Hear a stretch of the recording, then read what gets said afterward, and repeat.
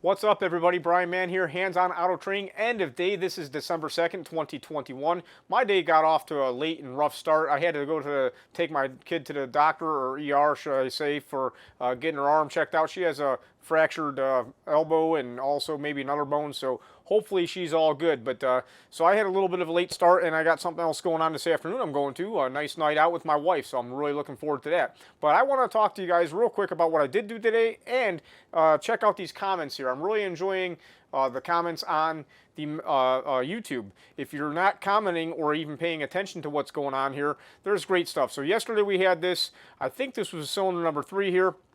You can see we got these little humps in the exhaust plateau at the end when the exhaust valve should be closing and intake valve opening. We got that, and then we have one where it doesn't have that, and we have this rise in intake pressure. I could hear this vehicle popping out the intake every now and then, so that's kind of what I was looking at there. Guys, there's a lot of great comments, a lot of good people here trying to help out, and we can learn from each other, and I appreciate that. That's the best part about YouTube, and the social media that we have this day and age is really great. So make sure you check out the comments. You know, a couple people are telling me about vehicles that will run these direct injection cars. You can pull the coils and it'll basically diesel. It'll ignite the fuel and be running just fine. So make sure you guys pay attention to that. Check out the comments and everything, and we'll all learn something together. The first stop of the day was a 2007 Chevy Equinox. This vehicle had a high idle, okay? It came to the shop for a couple other codes. They did a fuel system cleaning, and I think John, you'll have to correct me. I can't remember what you guys did to it, but I do know that they cleaned the throttle body, and once that happened, this thing had a high idle. Now, I've personally seen a lot of GM, the Chevy Expresses, primarily. I don't know why it is those, but the Cobalts, the Equinoxes, all kinds of these GMs, you can't do an idle relearn through the scan tool. It just won't work. The only way to get this thing to relearn the idle is to actually reflash the computer. And I've also had some of the Chevy Expresses that I've had to find another VIN that use the same engine and VIN and actually flash it to a different VIN and flash it back because GM was blocking the program, and the things are idling at 2,000 RPM. You can't get the idle to go down until you program it, but GM was blocking the program because it had the same calibrations. It was already updated to the latest, so we go ahead and program to something else and program it back, and then the idle will be just fine. In this instance, the idle went down, but I want to show you that this had a idle learn value at 13%.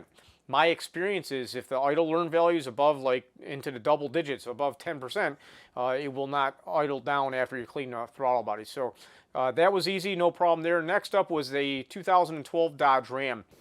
Next up, we're up against this monster truck again. This is the one I diagnosed a bad engine or a valve sealing issue with a replacement engine.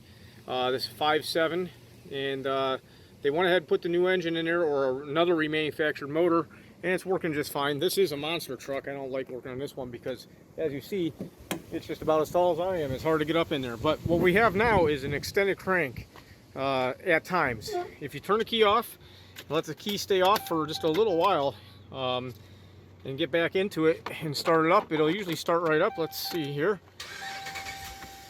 Oh, here we go. Let's see what we got. You see we got this crank start stall situation. It kind of hits, and you see now it's cranking. If I go ahead and put my foot down, oh, nothing. It don't like it. This thing is not happy. So let's try and get it running one more time. Let me just show you what codes we have here. We do have a P01 Alpha 1 alternate fuel tank pressure sensor circuit high code. But I gotta show you guys, I did a little bit hunting around, and our compressed gas line is cut right there, so somebody's bypassed the system. And also, let's take a look at our data and see what our data shows us. So I do have the key on, and we know this can't run on the compressed gas or compressed natural gas, so let's just take a look. We got our, we should have our fuel rail compressed CNG rail pressure. Here we go. What are we sitting at there? 14 pounds. CNG tank pressure. Well, that's sitting at 3,823 pounds. I don't even think we have a tank, so that shouldn't be possible. So also we can look at this CNG. Where did it go? I lost it. Tank pressure volts right there at 5 volts. Guys, you know as well as I do, most times we see a open circuit in a system will be sitting at 5 volts. So let's go take a look. First, I want to see if this thing will start and run for you. Definitely a no runner right now. Let's go take a look what we got here. Myself up on a stool here, just so you guys can see. This is the compressed natural gas rail right here. This is the natural gas rail, and then we have our standard fuel rail down here where our fuel injectors are. So you actually have 16 injectors on this car. You got 8 of the natural gas ones, and then 8 of the standard injection ones. Now, the rail sensor is here. This is our compressed natural gas rail and temperature sensor. And then over here you got this big flux capacitor looking valve. Can't really get a good angle on it, but this is where the compressed natural gas feed line goes. This goes to the rail, and then this goes into this valve. And then you got, I don't even know, I'll be the first one to tell you. There's actually coolant lines. So these are actually warm. These are like coolant hoses, I believe, to keep this valve from icing up. And then there's I think this is the pressure sensor for the fuel tank, actually, because this is piped right into the tank. This measures the pressure, and this is plugged in right here. Feels good.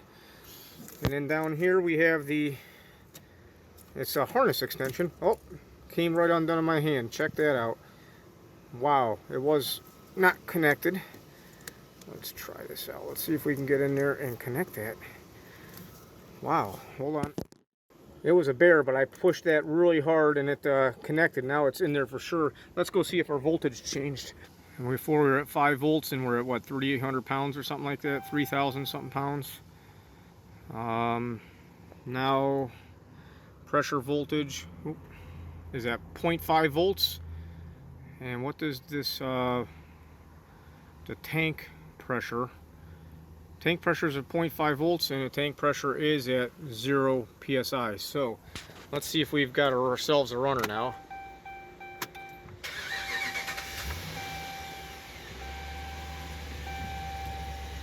Still have a check engine light. I think we had an O2 sensor code too, but that seems to be it. I'm gonna let it run for a second and see what else is going on. Let's see if that code went away. We're looking for that code to go from an active code or a current DTC to a stored code. So there is our P01A1 alternate tank pressure sensor high, and that is a stored DTC. We still got this P0052 for an O2 sensor heater circuit. Maybe we'll get lucky and something will be unplugged there too.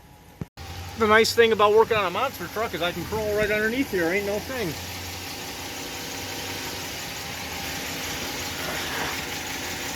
So here is our O2 sensor, and it's not plugged in, so that's easy enough. Let's see if we can't locate where this thing goes.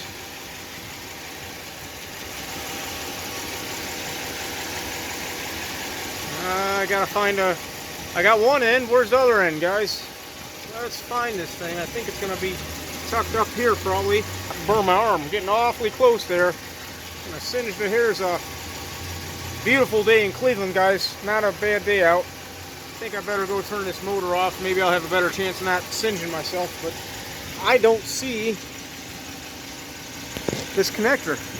They have a shop get up in there and check that again themselves, because I can't locate it, but it does start up. Before, if this thing ran for just a minute, it would not restart. It was terrible. So I'm gonna let it run for a second. We'll see if we got ourselves a repair here. There we go. That's good. Let's double check our codes and our Y-Tech. And that one is still a stored code, so we gotta get rid of that O2 sensor, Bank 2 sensor 1 code by plugging it in.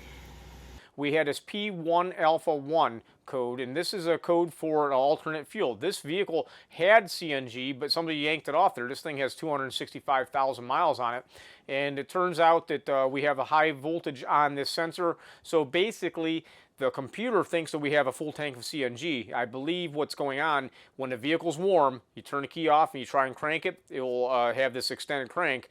I think it's trying to run off CNG. If you let it sit for just a little bit, it will not run off the CNG. It just starts on gas and runs on gas. So I poked around a little bit, found this sensor was not plugged in all the way, plugged it in.